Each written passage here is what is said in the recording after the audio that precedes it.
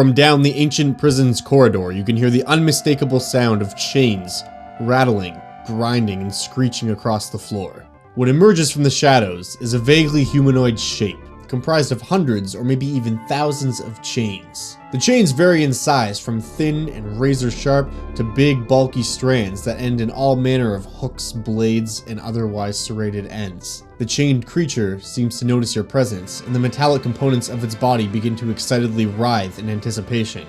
Roll initiative.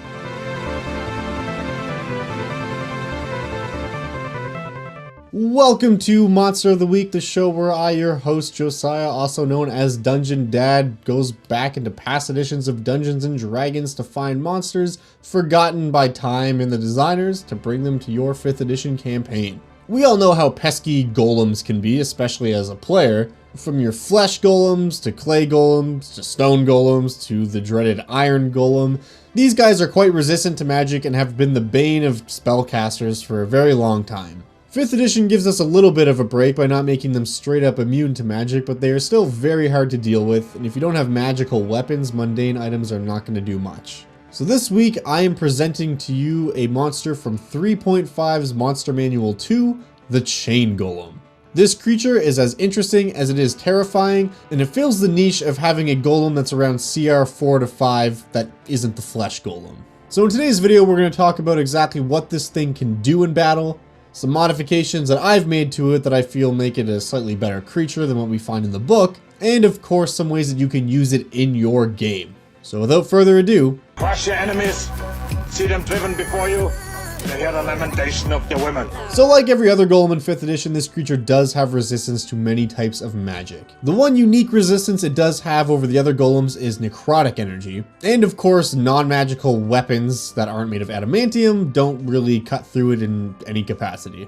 But that's all standard golem stuff, right? Let's talk about what makes this creature actually unique.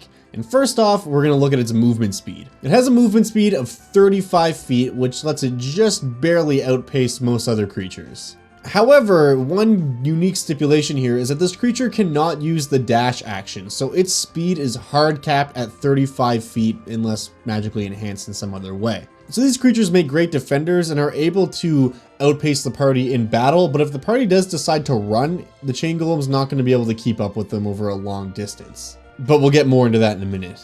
As far as attacks actually go, this creature has two big ones. The first is called Chain Rake, and it's kind of your standard melee attack that does damage, with a bit of a twist. So Chain Rake is basically the Chain Golem literally lashing out one of the chains that is part of its body, which means it can get up to a 10-foot range on this thing rather than the standard 5-foot melee attack, and it slashes at one of the party members. This causes pretty alright damage, and it can make 2 of these attacks each round, which isn't bad.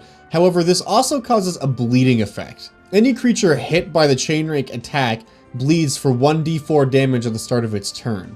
And the only way to stop that bleeding is the DC 10 medicine check, survival check, or if the creature is healed by a spell. This isn't a huge deal, but it kind of chips away at the party's health, and bleed effects are kind of rare in 5th edition, so anything that does damage over time like this that isn't poison related is kind of cool. I also like the flavor of this ability, that it's just whipping these chains so fast, it's causing cuts so deep that they need to be actually looked after to stop them from bleeding.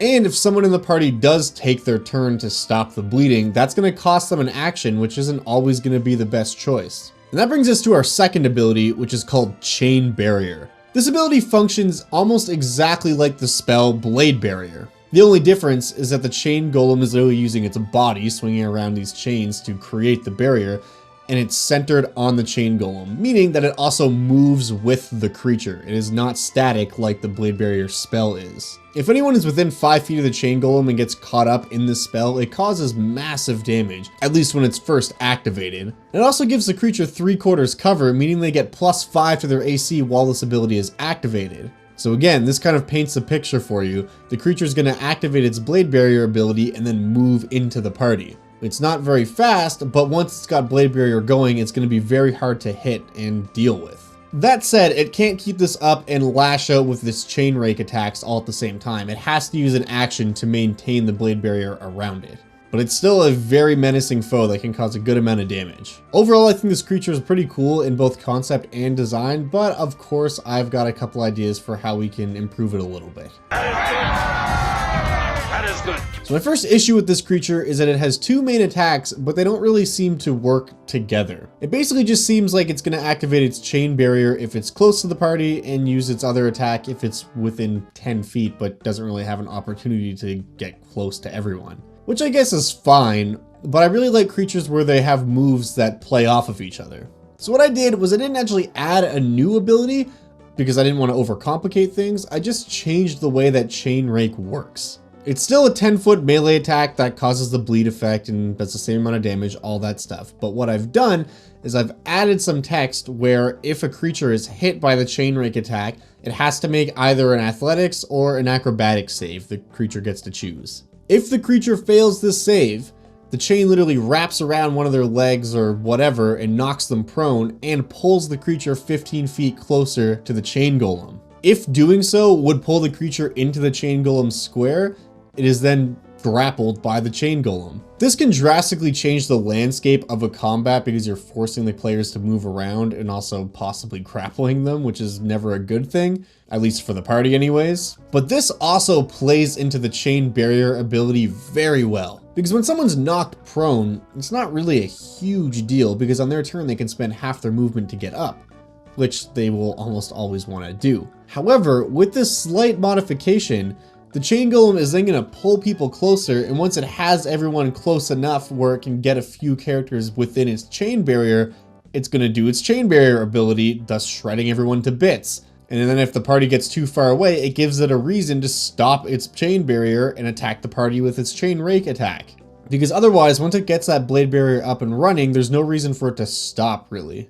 Plus, I think this ability is fair because it gives them a chance to save to avoid that effect. So not only do they have to get hit by the attack, they also have to fail their save, and then that's going to cause them to suffer the consequences. Once they understand the tactics of this thing, it can really add a lot to an encounter, and I think that this slight little change makes it much more memorable and exciting. I suppose nothing hurts you. Only pain. So, as far as lore goes, the only thing we really have to go on, from the books anyways, is that these creatures were created by chitons, otherwise known as chain devils. Now that makes a lot of sense, does it not? Generally they're used as any other golem is, as a servant to its master who created it, being the chain devil in most cases, but that doesn't mean it couldn't be created by, say, a powerful wizard or whatever the case may be. So having that freedom to kind of let these creatures act as agents of their creator gives you an excuse to throw them in almost anywhere. One place I really like this creature is in like an ancient or extrapalanar prison. Maybe it's an abandoned prison, or maybe it's still up and running, but whatever the case is, these creatures make thematically cool prison guards. Literally masses of living chains that reach out and grab prisoners to pull them back if they try to escape. Also, what helps with that thematically anyways, is that these creatures excel in tight spaces. So in long corridors, going up against a chain golem is much more treacherous than out in the open. Specifically because of its blade barrier ability, where if it can knock you prone and pull you close enough and do that, you don't really have much room to navigate away from the creature. If you want to be really cruel, you could put your players in a position where there's a chain golem on either end of a dungeon hallway.